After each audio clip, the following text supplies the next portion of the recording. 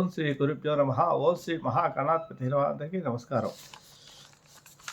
మన యొక్క కర్మఫలాన్ని ఎలా తొలగించుకోవాలి, కర్మఫలం ఎట్లా అనుభవిస్తాం మనం అనే విషయాన్ని మనం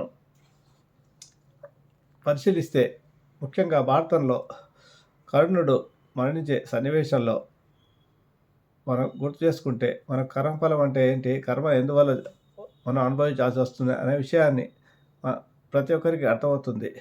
కర్ణుడు యుద్ధరంగంలో ఆ రథం భూమిలోకి దిగిపోయినప్పుడు శల్యుడు రథసాది కదా, రథసాది అడుగుతాడు, ఈ రథం దిగిపోయింది తీయమంటే నాకు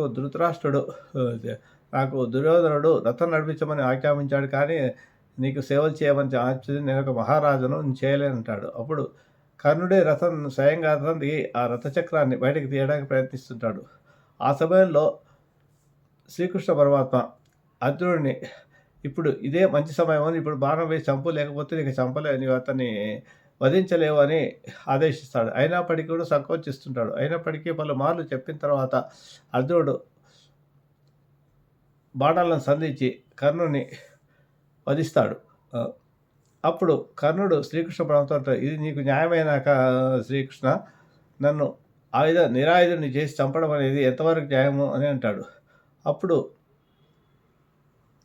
శ్రీకృష్ణ పరమాత్మ ఏమంటాడంటే, నీవు గుర్తు చేసుకో కర్ణ, నీవు అభిమన్యుని చంపేటప్పుడు ఎలాంటి పని చేశావు, ఎంతమంది కలిసి నిరాయుధుని చేసి చంపారు అనే విషయాన్ని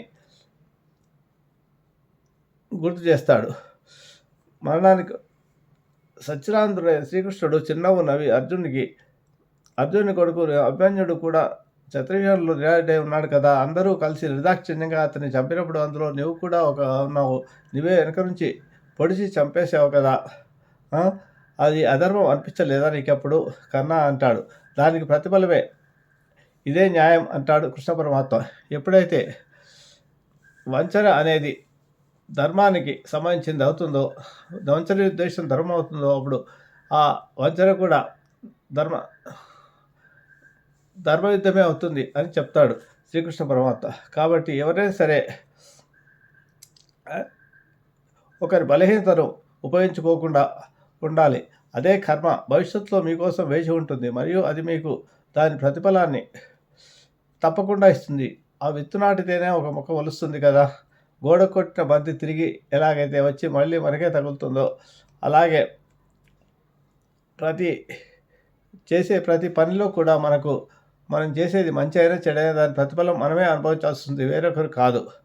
ఇదే చరిత్ర కానీ పురాణాలు కానీ పరిశీలిస్తే మనకు తెలిసే సత్యం. కాబట్టి కర్మఫలాన్ని అనుభవించాలి. కాబట్టి ఆ ప్రతి ఒక్కరు కూడా ధర్మబద్ధంగా జీవించడం నేర్చుకోవాలి. అలాగే అవతల వ్యక్తిని మోసం చేయడము, వంచన చేయడం అనే ఆలోచన లేకుండా ఇంకా వీలైతే సహాయం చేయాలనే ఆలోచనతో జీవితాన్ని గడిపితే వారికి ఎలాంటి చెడు కర్మలు అంటవు. శుభమస్తు.